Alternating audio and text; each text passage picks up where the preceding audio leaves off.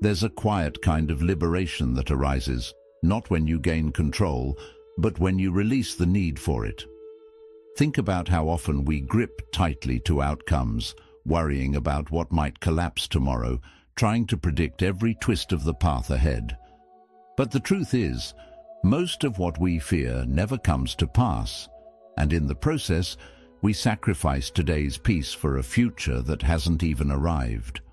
Worry is like trying to carry an invisible weight. It exhausts you without ever moving you forward.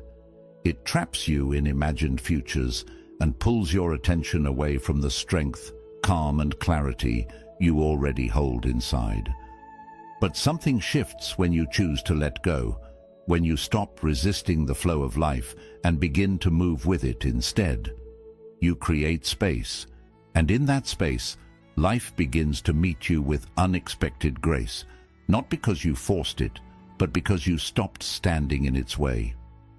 In this video, we'll explore 7 timeless lessons from Buddhist philosophy, teachings that gently guide us away from the chaos of overthinking and back into the stillness of the present moment. These aren't quick fixes or empty mantras. They are truths that, when practiced, can help you step out of fear and into a deeper sense of freedom that's always been waiting within you. Lesson 1. Fear is a seed, and what you plant, you nourish.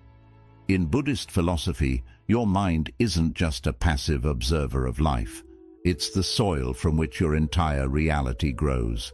Every thought you water becomes a root, and fear, if left unchecked, doesn't just sit quietly in the background. It multiplies, it wraps itself around your decisions, colors your relationships, and clouds your sense of self. Fear isn't just a feeling. It's a filter, a distorted lens that makes the world look more hostile, more uncertain than it actually is. The danger? When you begin to fear something deeply, you start living as if it's already happening. You breathe life into the very thing you're trying to avoid. Picture this. You're afraid of being let go from your job. That fear shows up in small ways. Hesitation in your voice, second-guessing your ideas, playing it safe when boldness is needed. And over time, that hesitation sends signals to your team, to your boss, even to yourself, that something's off.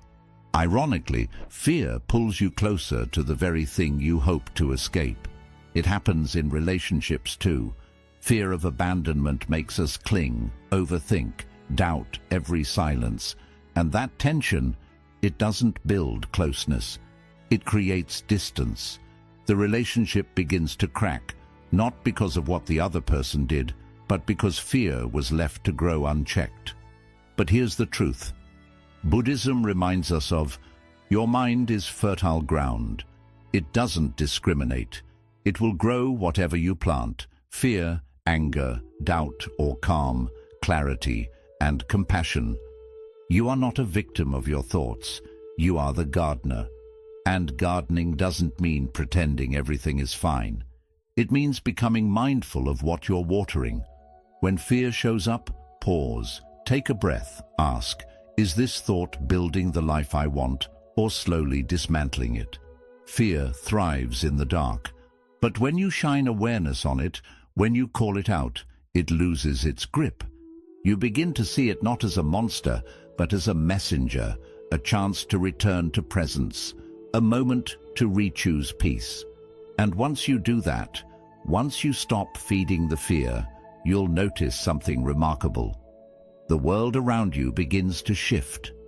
People respond differently, opportunities flow more freely, life softens, not because it changed, but because you did. Lesson 2. Real strength isn't in control, it's in surrender. In today's hyper-driven world, we're taught that strength looks like control. Master your routine, dominate your goals, force your future into shape, push harder, plan better, never let go.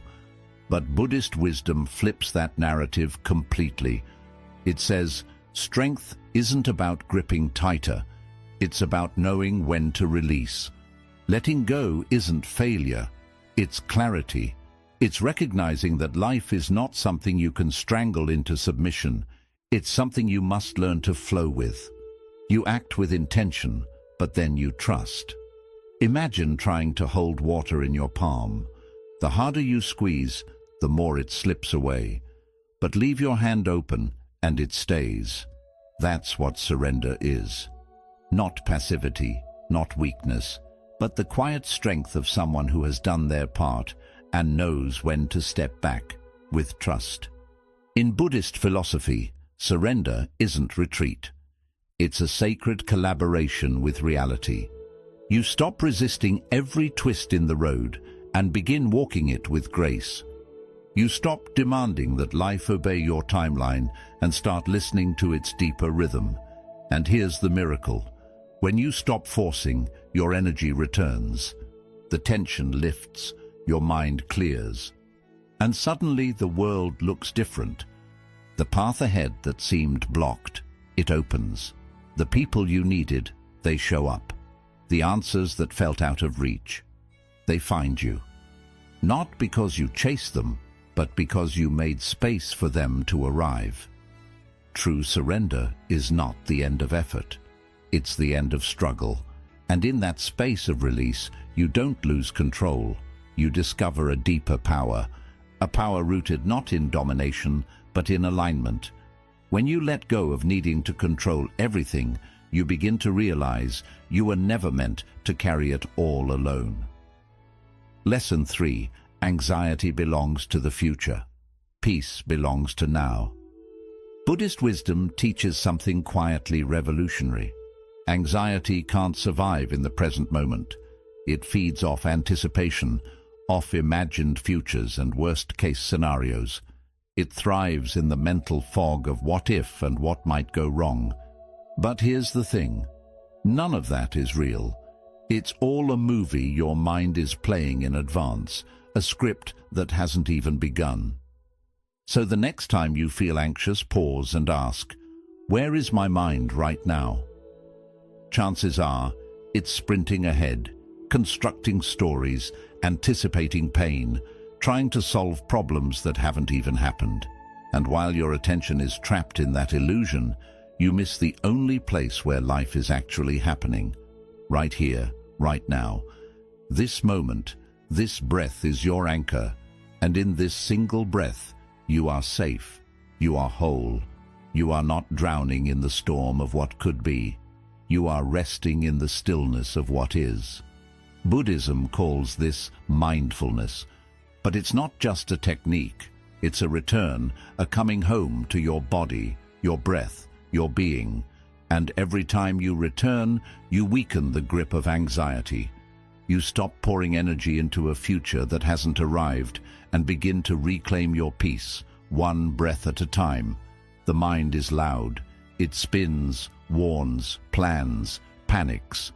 But the present moment, it whispers. And if you listen closely, it tells you the truth. There is nothing to fear right now. There is only this breath, this heartbeat, this quiet space where life meets you. Peace isn't a place you chase. It's a presence you remember. Lesson 4. Most of the weight you carry was never real to begin with. So much of the heaviness we feel isn't from life itself. It's from the stories we tell ourselves about what might happen. Buddhist wisdom gently reminds us, our deepest anxieties rarely come from reality. They come from imagination. We become authors of endless tragedies that never take place. Sleepless nights worrying about conversations that go better than expected. Stomach knots over future disasters that never arrive. We carry these imagined fears like stones in a backpack. Heavy, invisible, and entirely optional. Why does this happen? Because the human mind is brilliant at storytelling. It's like a novelist who refuses to take a day off. It scripts scene after scene of what could go wrong, failures, betrayals, endings. And while these stories live only in our heads, our bodies begin to react as if they're already happening. We start defending ourselves from threats that don't exist. We act tense. We close off. We brace for storms that may never come. But here's what Buddhism teaches with such clarity. Just because a thought appears doesn't mean it's the truth. The mind can imagine anything. It doesn't mean you need to live inside every script it writes. Think back. How many times have you feared a situation only to realize it wasn't nearly as bad as your mind predicted? How often has the thing you dreaded passed quietly, or never happened at all? Worry distorts reality. It pulls distant fears so close that we start reacting to shadows, not facts. And in doing so, we miss what's actually here. This peaceful breath, this simple moment. So the next time you feel yourself spiraling, pause. Take one conscious breath and gently ask, is this happening right now? Or is it just a thought? That one question can return you to the present. And the present is almost always gentler than your imagination. Let those imagined burdens fall away. You never needed to carry them in the first place. And once you stop living inside your mind's predictions, you'll notice life feels lighter, kinder, and far more real. Lesson 5. Letting go of control is how you begin to trust. There's a humbling but liberating truth at the heart of Buddhist wisdom. You can't surrender to life while clinging tightly to the illusion of control. You can't hold the steering wheel and still trust the road will carry you. Control and faith move in opposite directions. The more tightly you grip control, the further you drift from trust. And the more you lean into trust, the more you're asked to let go. Trying to micromanage every detail of your life, every outcome, every emotion, every person, is like quietly telling the universe, I don't trust you. It's a subtle form of fear, a fear that without your constant effort, things will collapse. But the question is, has all that control ever brought you real peace, or has it just left you exhausted? Often, the more we try to hold everything together, the more we feel like we're falling apart inside. We confuse hypervigilance with strength, when really it's often anxiety in disguise. Control creates a false sense of safety, but it comes at a cost. Constant tension, fatigue, and a mind that never rests. Faith, in contrast, is not weakness. It's not blind surrender. It's an inner knowing that says, I've done my part. Now I allow life to do the rest. It's powerful because it frees you from the trap of obsessing over every detail. It lets you act with clarity, but without being attached to how things must unfold. Faith creates room for mystery, for timing and outcomes beyond what your plans could ever predict. Buddhism teaches us to release this attachment, not by withdrawing from life, but by participating with presence and humility. You plant your seeds, you show up, you nurture your effort, but you don't dig up the roots every day to check if they're growing. Some things take time, some answers arrive only in silence. Some outcomes are better left to the quiet intelligence of life itself. So ask yourself, are you gripping so tightly that you've forgotten how to breathe? Are you trying so hard to force a future that you've stopped believing in the wisdom of the unfolding? Letting go isn't defeat. It's an act of courage. It's choosing to meet life halfway, doing your part, then stepping back in peace. Because that's where real strength lives, not in control, but in trust. And that trust is where peace begins. Lesson 6. Growth begins where the grip ends. Lesson 6. Letting go isn't the end of caring. It's the beginning of growing. Worry has a subtle way of closing in around you. It doesn't slam the door all at once. It creeps in slowly. One overly cautious decision here. One moment of overthinking there. Before you realize it, your world has gotten smaller. You start labeling fear as being careful. You shrink your voice to avoid judgment. You dim your dreams so they don't seem too risky. But here's the quiet truth. Worry doesn't protect. It limits. It places invisible fences around your potential and convinces you they're for your own good. It's like walking through life with your shoulders constantly hunched, always expecting something to go wrong, always bracing. And in that tension, you stop growing. You stop reaching. You stop being fully alive. But when you begin to let go, something beautiful happens. You stop trying to control every ripple and start paying attention to what's actually yours. Your breath, your response, your presence, your kindness. You begin to shift from surviving to living, from managing life to dancing with it. Picture yourself standing in a flowing river. Try to trap the water in your hands and it slips away faster. But the moment you stop grasping, when you trust, when you float, the river carries you. That is surrender. That is growth. Letting go doesn't mean giving up. It means choosing freedom over fear. And the more you release the grip on outcomes, on old wounds, on imagined dangers, the more space you create inside yourself. Space for courage, space for joy, space to expand. Letting go is not passive, it's powerful. It's a bold return to the present moment where life is no longer something you embrace for. It becomes something you join in on. Ask yourself honestly, how much of your energy is spent worrying about what might go wrong? And what if that same energy could be redirected into creating something meaningful, into showing up fully in your relationships, into simply trusting the process? When you loosen your grip on how life should unfold and start moving in rhythm with how it actually is, something shifts. You no longer feel like you're carrying the world. You begin to feel carried by it. Letting go isn't weakness. It's the quiet courage to stop playing small, to stop hiding in fear. It's the moment you stop shrinking and start expanding, with openness, with trust, with a heart that's ready to grow again. Take a deep breath. Feel the space that opens up inside you. That space is where your freedom begins. Lesson 7. Life begins to flow. Not when you control it, but when you stop trying to. One of the most overlooked teachings in Buddhist philosophy is also one of its most liberating. Life doesn't need your constant interference to work. In fact, the more we try to control each detail, each outcome, each emotion, each response, the more we create resistance.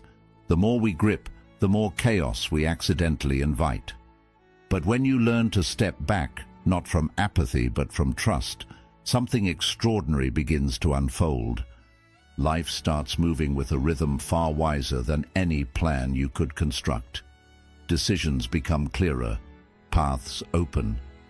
The right people and timing begin to arrive, not through force, but through alignment. Yet this idea feels deeply unsettling for many of us. We've been conditioned to believe that control equals safety, that if we don't double-check, overanalyze, and micromanage, everything will fall apart. And so we interfere. We hover, we push, we stress. We try to force conversations, chase outcomes, and speed up what isn't ready. But in doing so, we drain our energy and disturb the very peace we're longing to find. Buddhist wisdom offers a different way, a gentler, wiser path of non-interference. Not as a withdrawal from life, but as an act of deep trust. Just as water finds its path through the rocks, life finds its flow when we stop damming it with fear. The more we meddle, the more we stir up mud. But when we step back, clarity returns.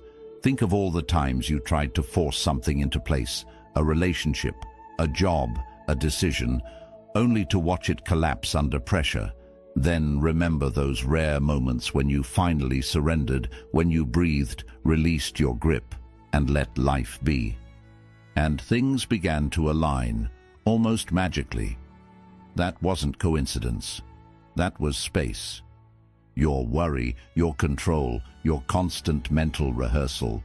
These are like stones thrown into a clear stream. They disturb the current. But when you stop interfering, the water becomes still again. Life becomes smooth. Control may seem like power, but it's often fear in disguise. And fear, unchecked, robs you of the very outcomes you're trying to reach. So how do you shift? You begin with observation. Notice when you're clinging too tightly, checking your phone for the 5th time, overthinking a conversation, pressuring someone or something to move before it's ready. And ask yourself, what would it look like if I loosen my grip just a little? Non-interference isn't laziness, it's maturity. It means understanding what's truly yours to do and what's not. You plant the seed, you nurture it, but you don't rip it out of the soil to check if it's growing.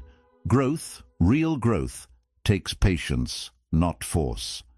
Picture holding a butterfly in your palm. If you squeeze in fear that it will fly away, you'll crush it. But if you hold it gently, it may stay longer. And even if it flies off, it might come back because it remembers the safety of your open hand. This is how life works. The tighter you cling, the more things slip through. But when you allow space, everything breathes, and what's meant for you begins to flourish. And that's when the shift happens. Life begins to support you. Energy returns. Solutions appear. The right words, the right timing, the right people, they all begin to arrive without being forced. You stop feeling like the world rests on your shoulders. And for the first time, maybe in a long time, you feel held. At the root of our interference is often fear. Fear of loss, of failure, of not being enough. But life doesn't ask you to be perfect. It asks you to trust, to breathe, to let go of the belief that you must do everything alone. So, take a moment, reflect. Is there something you're holding on to too tightly? A decision you're pushing too hard? A conversation that keeps replaying in your mind? Honestly ask yourself, what would it be like to release this? Not because you're giving up, but because you trust. Because when you stop forcing, you begin to receive. When you stop interfering, life starts working with you, not against you. You don't have to control every detail. Sometimes, the wisest thing you can do is take a deep breath, do your part, and step back. Trust the flow. Ride the wave. Let life meet you in the space created by your surrender. You're not here to control the ocean. You're here to learn how to float. Bonus lesson. Choose what matters, not what feels easy. Picture walking down a foggy path where the next step isn't clear and the air is heavy with uncertainty. Most people stop right there. They turn back, not because they're weak, but because they've been taught to seek comfort over truth. But Buddhism teaches something different. It encourages you to keep moving forward, letting what truly matters guide your steps, even when the ground feels unstable. This is where many of us struggle. We confuse comfort with peace, but comfort isn't always peace. Sometimes it's just avoidance in disguise. It's the quiet choice to stay where things are familiar, even if they're unfulfilling, because the unknown seems too risky. So we settle. We hold on to habits that numb us, relationships that drain us, routines that keep us small, all in the name of safety. But here's the problem. What's comfortable often keeps you stuck, while what truly matters requires change. Growth never comes without discomfort. Wisdom never comes without asking tough questions. And peace, the kind that comes from within, only arrives when we start choosing what's valuable over what's easy. Think of a seed buried in the soil. If it stayed comfortable, it would never break open. But in breaking, it begins to rise. It pushes through the dirt, struggles toward the light, and in that struggle becomes what it was always meant to be. That's how the soul grows, not in quiet and stillness alone, but in the tension between staying safe and choosing to rise. In Buddhist thought, this is the path of right effort, not effort driven by fear or striving, but effort grounded in intention and clarity. It asks you, what do I value more, immediate relief or long-term alignment with who I truly am? Choosing what matters means showing up for your own transformation, even when it's uncomfortable. It means being willing to sit with painful emotions instead of avoiding them. It means stepping away from distractions and leaning into presence. It means having tough conversations, setting boundaries, walking away from things that don't align with your path. Not because it's easy, but because your peace depends on it. This path won't always feel good. It may not always feel clear, but it will always feel true. So ask yourself now, what in your life feels comfortable, but is quietly costing you your peace? What are you holding on to out of habit, fear, or familiarity? And what would it look like to choose differently, not recklessly, but thoughtfully? Choosing what matters often means choosing stillness over speed, silence over noise, integrity over approval, presence over escape. And in those small, quiet choices, we begin to change, not just how we live, but who we become. You are not here to stay small. You are not here to stay safe at the expense of your soul. You are here to wake up, to grow, to unfold, to return to the simplicity of your inner truth.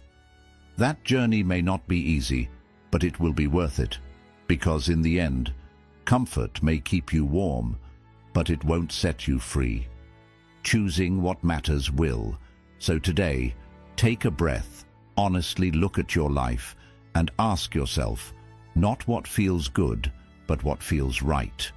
Then trust that answer, however uncomfortable it may be, because that is the path, that is the practice, and that is where peace begins. Conclusion. So now, the question isn't, what do I need to control? It becomes, what am I finally ready to release? Because true freedom doesn't come from holding on tighter, it comes from the quiet courage to let go, not carelessly, but with clarity, not in weakness, but with trust. If these lessons have resonated with you, take a moment right now to pause, breathe, reflect, and gently let go of something you've been holding that no longer serves you. It might be a fear, a belief, or an old story that's kept you small. You don't need to change everything overnight. Just begin with one breath, one decision, one small act of trust. If this message gave you clarity or peace, consider liking this video to support the channel and let the algorithm know it matters. Share it with someone you care about who may be quietly struggling to let go. And if you want more wisdom rooted in Buddhist philosophy, mindfulness, and inner strength, subscribe to the channel. Each week, we'll walk this path together, towards stillness, toward presence, and toward a life lived more lightly. Because when you stop forcing, life begins to move. And when you trust it, it starts to meet you, right where you are.